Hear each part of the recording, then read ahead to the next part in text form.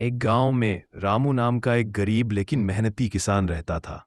वह रोज सुबह सूरज उगने से पहले खेत में काम करने चला जाता और देर शाम तक मेहनत करता। लेकिन उस साल बारिश नहीं हुई और उसकी फसल सूख गई।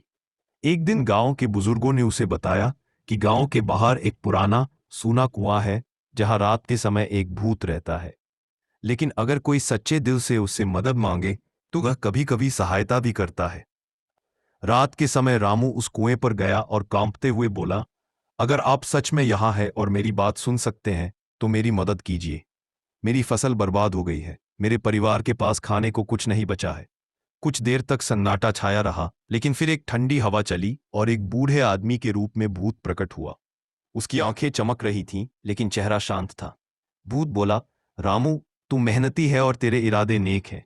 मैं तुझे एक मौका देता हूं, यह बीज ले जा। इसे अपने खेत में बो देना, लेकिन ध्यान रखना, लालच मत करना। जितना चाहिए उतना ही लेना। रामू ने वैसा ही किया। अगली सुबह जब वह खेत पहुंचा तो देखा उसकी जमीन पर हरी भरी फसल लहलहा रही है। गांव वाले चकित रह गए।